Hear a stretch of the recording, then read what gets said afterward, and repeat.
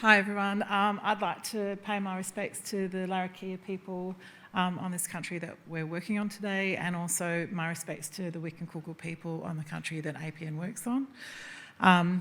And just preface this presentation with just saying that this is not science, this is just putting it out there for thought so that people can start thinking about, or I'm sure people are thinking about, some of the things around how are we using these projects to build capability and empowerment.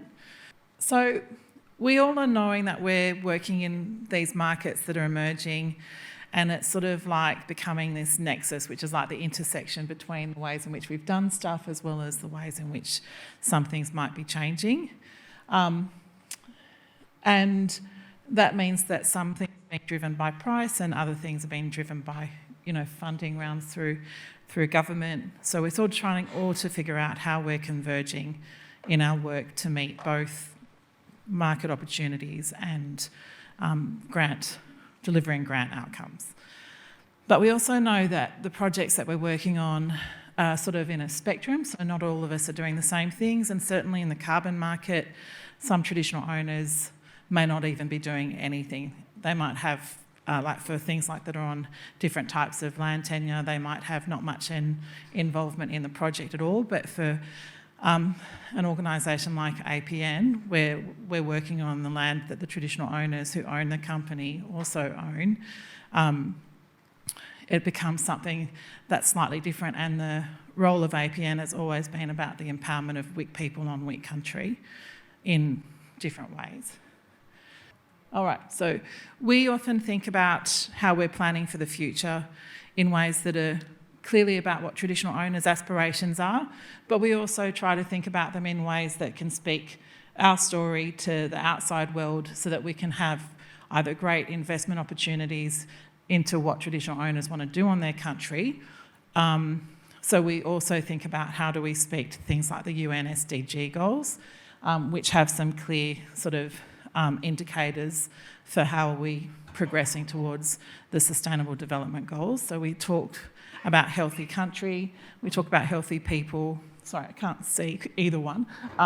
We talk about livelihoods on country, and we talk about strengthening Indigenous institutional capability of the traditional owners' own organisations so that they can continue to drive for the aspirations of their own traditional owners for their country and themselves.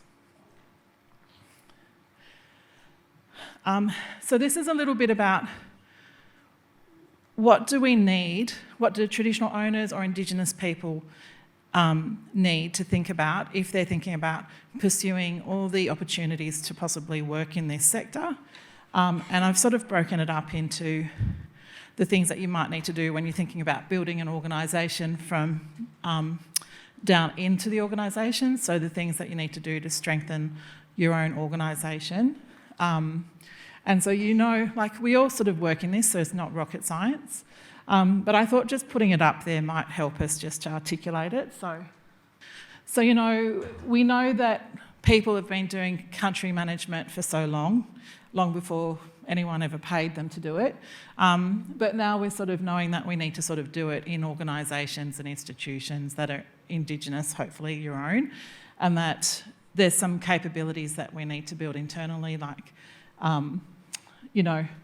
good governance, executive and financial management capability, a good company strategic vision, good management systems. We know that increasingly we need to also build digital and communications technology literacy, especially when your story is so important to bring the partners that you hope are going to work with you to your door. And also this increasing requirement for monitoring and evaluation for things that might be more about evidencing impacts in the future, which at the moment, we're all good at telling our narrative and our story, but we might have to do some more things to show that we are actually checking to see that we are doing what we say we're doing and we're achieving what we say we're achieving. And then, there's also not just the free, prior, informed consent that you need prior to starting, or you also need to think about when you're in these processes, how do you continue to ensure that maybe the Indigenous traditional owner organisation is staying in communication and relationship with the traditional owners themselves. So what are the continuing free, prior informed consent things that you need to do? And these are some capabilities that, you know, I've been thinking and the company's been dealing with, like how do we build and strengthen what we are as a company? But we also realise that there's other opportunity when you think about an up and out approach to the markets, which is, if we're doing all this and we get that sorted, what are the other capabilities that we might need around our company, or in fact what our company could grow to into the future, so that more Indigenous local people have got opportunities to have employment in this sector? And that includes things like Alpha's presentation. So Mark, what you just presented about APN is also just struggling with trying to figure out how we do that. So it's all about that, ensuring that we're enabling capability of the local people to be able to work locally,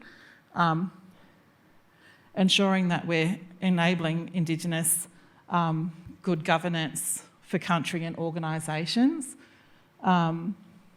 ensuring that we understand and have an increasing awareness of the methods and the monitoring and evaluation methods that are starting to be necessary for the work we do. And then there's things that have often fallen to outside people to do for us. And these are sort of what I consider to be sort of like enabling service providers. So we've used service providers who have enabled the work that we do in the past. So they've been the people that have often been helping us with our reporting, brokering our partnership relationships, building our brands, building our stories, getting those out to other people, really sort of speaking for Indigenous organisations and TOs to people way outside of our orbit in order to sort of bring opportunity to us. And I think one of the things that we need to think about in the future, not necessarily today, but like increasingly, how can we build Indigenous capability in these enabling sectors that are sort of currently sitting between us and our ultimate partners and the world? So how can we start to sort of grow into that space as much as we're growing down into our own organisations and strengthening them? So then I started to think about, what does this mean for empowerment? Like there's all this opportunity. People talk about all the opportunities that the market brings, and that market can bring opportunity by maybe, you know, doing projects on country and paying some money. But I started to think about, we're really working across a spectrum of opportunities. This is like, so the three key things were focusing on capability, which is where APN is at the moment. Like, all we're trying to do at the moment is just to build the capability so we can maintain ourselves as an effective company with increasing local workforce, doing more of the work so that we're relying less and less on outside people. And so what I was thinking with regard to, I can't see, sorry, my eyes are so bad. So what we were sort of thinking is that there's this empowerment spectrum. Is that okay? It comes. Yeah, there's an empowerment spectrum of projects where you could possibly think, what's the most empowering way you could do a project, and what's the way that you need to start, which is not really about doing everything, but about just starting. So you might not be fully empowered when you start, but you're hoping that if it's in the TO's aspirations, you're hoping that you're moving towards a way in which you're increasingly independent and have increasing capability, and you're increasingly delivering, TOs themselves are delivering the aspirations that they're seeking. So we sort of thought, is the empowerment goal, where do you want to fit on an empowerment goal? Do you want to be just having involvement in making an informed decision and providing consent on someone doing something on your land? Or do you want to go all the way over to having ownership of the project? So that's what you call a proponent. as well as being your own ranger group or land and sea management group, implementing your own work, having control of the design, the finances, and importantly, thinking about how do you maintain sustainability of your work going forward over time. And then I think we thought about, there's so many people saying there's Indigenous projects in the market, but they can fall anywhere on this spectrum. They can fall in what Anna terms the people that are getting like under 5% for the work that's being done on their country by an outside proponent, to the work that Alpha has clearly been setting the way for the past 10 years around moving more and more to the idea of an Indigenous promise to the market. When something's an Indigenous project, it's sitting way over in the most empowered space of the traditional owners themselves.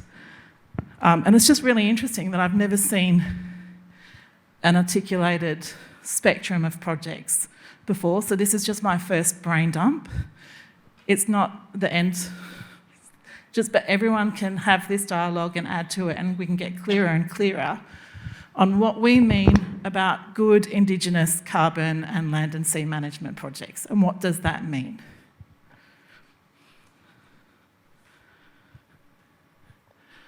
So I think the other thing that I wanted to sort of focus on is this idea of maturity. Maturity in business sense means that you've been around long enough to have done all the mistakes, and the company is more and more stable, the people are more and more understanding of what the company needs from them in order to operate effectively.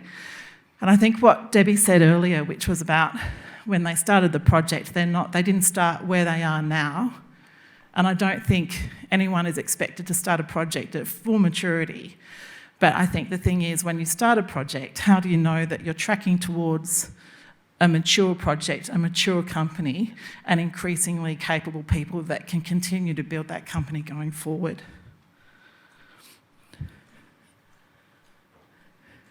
In this day and age, we're working with an ancient form, an ancient element, fire, with ancient traditional knowledge, but we're also sort of now at the cutting edge of digital, and I think that's going to be a real thing for us in the next 5 years is, as an Indigenous land and sea managers, how do you add this whole digital technological capability to this ancient form that your ancestors have been doing on your country for time immemorial.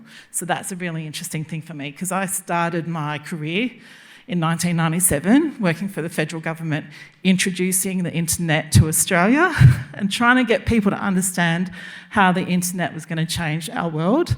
So this is like many years later, and we're sort of still seeing this technological revolution.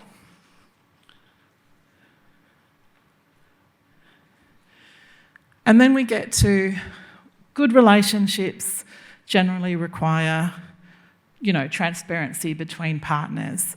You want to be able to be respected in that relationship, so it needs good boundaries. But you do need to be able to tell a story in a way that is transparent, and that these relationships can have, achievable expectations of each other. But transparency requires some monitoring and evaluation. And it doesn't have to be rocket science. In international development, communities used to measure their international development projects by something which was called most significant change. We're increasingly now talking about these other types of things like, social and environmental monitoring and evaluation indicators and methods. But again, it's like anything with maturity, you have to start somewhere, and it's just good to know where. So then I started thinking about what does it mean for Indigenous institutions working in these markets and trying to achieve empowerment. I think from an empowerment goal, you need to think about where is the institution for where the traditional owners are, and then sort of grow over time. So you might find that if the empowerment goal is that FPIC has been given, that doesn't necessarily that traditional owners have their land back Doesn't mean they're working on it, but that might just be where they have to start. Then you've got to think, so that's like, I call that just Inform Plus. And then there's possibly opportunities where corporate companies might be working on Indigenous lands, but you might be able to negotiate some Inform Plus Involve. And then you might find that you're sort of middle of the spectrum of empowerment. And then you might find that it's Inform plus Involve plus Collaborate. And these are just, I'll send this around so that people can just read it and then rip it apart, add your thoughts to it. But then I sort of thought at the most empowered point of a project and organisation, Indigenous needs institutions sort of need to be having Inform plus Involve plus Incorporate plus Collaborate. So these are just like, we're talking about capability development. We know that it's not just land and sea management. There's all these enabling supportive industries that sit around us that we could grow into. But we also know that our institutions and our agreements also need to be tracking very clearly where they sit on some kind of empowerment spectrum around this industry that's developing, and hopefully set better, clearer communication benchmarks for projects so that people can't just say, oh yeah, we've got a great Indigenous project for you. So thank you.